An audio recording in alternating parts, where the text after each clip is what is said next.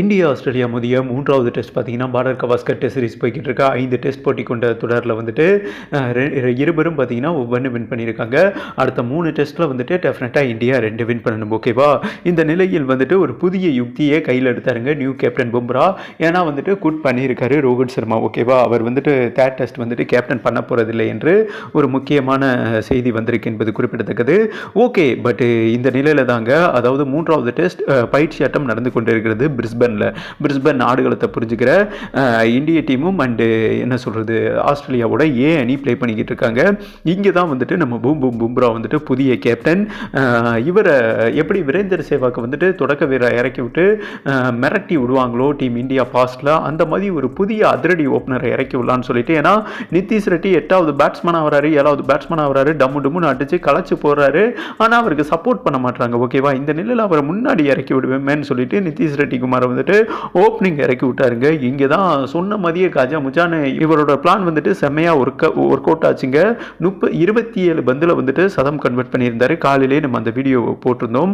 But இந்த நிலையில் அதிகமாக அவர் என்ன பண்ணுறாருன்னா ஸ்பின்னர் அடிக்கிற மாதிரி தான் அந்த ரிவர்ஸ் ஸ்வீப்பில் சிக்ஸர் வீசிக்கிட்டே இருந்தார். அந்த முதல் டெஸ்ட் செகண்ட் டெஸ்ட் மாதிரி இந்த டெஸ்ட்லையும் பார்த்தீங்கன்னா கண்ணாமுன்னான்னு அடிச்சு நுறுக்கிட்டாருங்க, பிரிச்சுட்டாரு. டெஸ்ட் மாதிரியே விளையாடல, 10 ஓவர் ஃபார்மேட் மாதிரி விளையாண்டாரு. T20 ஃபார்மேட்டே ஓவர் கம் பண்ணாருங்க. 15 சிக்ஸர் வீசியிருக்காரு ஒரே ஆளு.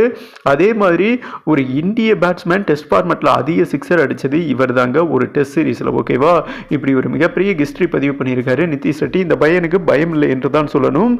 பட் பயிற்சி ஆட்டம் என்பதால் கொஞ்சம் இவர் வந்துட்டு பொறுமை காத்திருக்கலாங்க. வந்தா மழை போனால் மசரா அந்த மாதிரி தான் ஊதி விட்டு அட்டிக்கிறாருன்னு வைங்களேன். கொள்ள நாசம் பண்ணிட்டாரு. அண்டு ரைட்ல இருந்து லெஃப்ட் திரும்பி ஒரு சிக்ஸர் வீசினார் பாருங்க.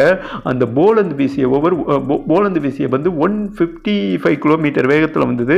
அந்த என்னங்க சொல்கிறது பொட்டிலே அடிச்சு ரத்தம் அப்படியே ஒழுகுச்சு, ஹெல்மெட்டோடைய தான் சேர்த்து பட்டுச்சு. ஆனால் அந்த 150 கிலோமீட்டர் வேகத்தில் வந்து அந்த பால் தலையில் தாக்குனதுனால கம்பியோடு அந்த மூளை நரம்ப ஏதோ சேதாரப்படுத்தியிருக்கு என்று சொன்னாங்க. நல்லா தான் இருந்தார்.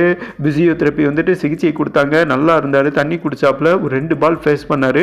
அதுக்கப்புறம் களத்தில் பார்த்தீங்கன்னா என்னங்க சொல்கிறது கேராகி விழுந்துட்டார். ஆம்புலன்ஸ் மைதானத்துக்கு வந்து பேச்சு மூச்சே இல்லை. நிதிஷ்குமார் ரெட்டிக்கு விறுவிறுன்னு ஹாஸ்பிட்டலுக்கு எடுத்து கொண்டு போயிருக்காங்க என்று சொல்லாங்க. இந்த நிலையில் பார்த்தீங்கன்னா இந்த டெஸ்ட் பிரிஸ்பனில் நடந்த 3வது டெஸ்ட் பயிற்சி ஆட்டம் பார்த்தீங்கன்னா இதோடு நிறுத்தப்பட்டிருக்கு. நடுவர் வந்துட்டு வேகமாக வந்துட்டு சிக்னல் கொடுத்து ஆம்புலன்ஸ் உள்ள வந்து நிதிஷ்குமார் ரெட்டியை வந்துட்டு கொண்டு போயிருக்காங்க ஹாஸ்பிட்டலில். இது இந்திய பிளேயர்களுக்கும் அண்ட் ஒட்டுமொத்த ஆஸ்திரேலியா வீரர்கள் அண்ட் ஆஸ்திரேலியா ஃபேன்ஸ் இந்திய ஃபேன்ஸுக்கும் மிகப்பெரிய பதற்றம் ஏற்பட்டிருக்குங்க. இப்போ இந்தியாவோட ஒரு முதுகெலும்பே இந்த டெஸ்ட் சீரீஸில் நிதிஷ் ரெட்டி குமார் தான். பட் இந்திய வீரர்கள் அனைவருமே கண் கலங்கிட்டாங்க, சேட் ஆகிட்டாங்க. அவர் நல்ல பிளேயர், இளம் பிளேயர், மீண்டு வரணும். இந்திய டீமோட ஒரு எதிர்கால மிகப்பெரிய ஹர்திக் பாண்டியா என்றே சொல்லாங்க. 10 ஹர்திக் பாண்டியா சேர்ந்தா எப்படி விளையாடுவாங்களோ அந்த மாதிரி விளையாடுறாரு. அவர் மீண்டு வரணும். நாம் அனைவருமே ஆண்டவனை ப்ரே பண்ணிக்கலாம்னு சொல்லிட்டு வீடியோவை கம்ப்ளீட் பண்ணுறாங்க.